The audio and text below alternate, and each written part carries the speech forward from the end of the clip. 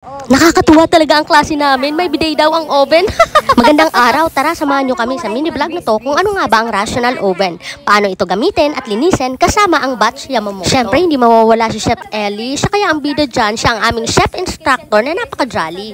Tara, panoorin na natin. Dito nga pala yan sa Culinary Institute Laguna, the most awarded culinary school in the Philippines and one of the best. Type of oven wherein you can steam and also you can bake. Okay? So, meron tayong different function here. We have the steam. Pag ito, meaning it's water. So, siya, paano pa yung steam na yun? You can make siopaw, dumplings, steamed fish without having yung boiling water on top and then do that. Okay? So, automatically, magpuproduce na siya ng water and steam on its own. Now, kung gusto mo naman baking hot air, ito po yung gagamitin nyo. Or you can do combination. Kaya siya tinawag na combination. This is also combination. And then ito, pang lower temperature lang. Okay?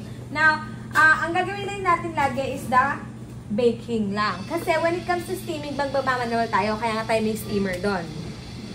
Parang advantages lang tayo na meron tayong steamer. Okay? Pwede rin ito magsaing ng kanin with the use of steamer, something like that. So this is very convenient, but the price is not convenient. Okay? How much is that, Chef? Alam ko mahal yan. I think nasa 250 siya.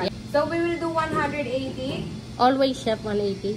It depends actually. If you want more, minsan kasi nagto-200 ako pag nagmamag-bilis tayo. And then, since this is convection oven, when we say convection oven, meron siyang fan. Ngayon yun nandun sa ilalim ng inyong stove, hindi yan convection oven kasi wala yung fan. Degas lang yan. Now, kapag tumimer po yun, ibig sabihin, nakaset na siya sa proper temperature niya. Ibig sabihin, you are ready to, lalabas yan, load. Or kaya naman, you can do preheat. Just to make sure na naka-reach na siya sa temperature niya. So, chef, ano po yung preheat? Pakiinit muna ang inyong oven para kapag pinasok nyo ang item nyo, naka 100 na siya. Kasi at the moment, naka 180 yan, pero hindi pa 180 yung loob niyan. So, ibig sabihin, pag nakaganyan pa siya, hindi pa yan nare-reach yung 180 niyan.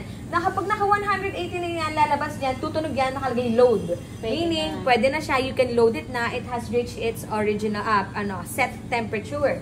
Pero minsan kasi, yung iba, hindi na nila pinipreheat kasi, i-preheat naman nila before sila mag-production wherein it will take them more than 10 minutes or 15 minutes na for sure naka-preheat na to no matter what. Okay? So, kaya hindi ko na siya ginaganito. So, dito tayo may timer tayo. So, yan, for 6 minutes, 10 minutes. Tapos, kapag tumunog yan, maingay talaga siya. So, kaya kailangan nyo, bubuksan nyo siya. Pag binuksan nyo siya, titigil yung timer. So, titigil siya. Pero kapag pag magko-close sa ibabarog nyo, huwag naman super barog, ganun lang. Okay? Pag sinarado nyo siya, tutunog ulit siya. Kasi nga, ang nakaset na timer sa kanya is nag-times up na. So, what you need to do is to reset another timer. Or di kaya naman, just put it here, which is definite yung time. Pero ang ginagawa ko kasi, more than ganyan lang, more than 3 hours, kasi we will be using it for more than 3 hours. So, kaya ginaganyan ko siya. Okay? Pero naman, what if naman chef, bakit natin gamitin yung timer? Kasi for example, since after 5 minutes ang kailangan, you 8, ikaw 9, and then you do your own timer.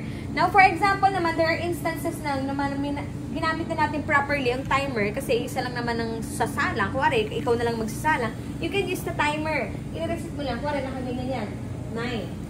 So, pag ibabalik mo siya, balik mo na ulit siya sa 0 and then choose your time. So, heat. Kung gusto niyo mas madami ang water kumpara sa init ng hangin, dagdagan mo ang steam. Oh, so, pag madumi po yan, pagkatapos yung gamitin, you are in charge to clean this. Hindi naman po siya mahirap ilinisin kasi may hose siya dito. Palalaparin nyo lang po ng kanyang hangin. Ganyan nyo lang po.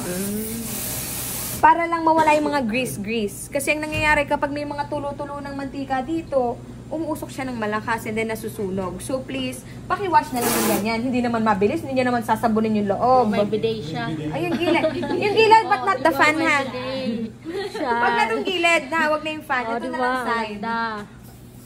Ayan lang, lilinisin niyo lang yan. Pag madumi yung paa, maghugas na dito. Ha? Pwede daw. O, diba? Ang saya ng klase namin. Lalo kapag si Chef Ellie, ang instructor. Thank you so much for watching. Follow for more.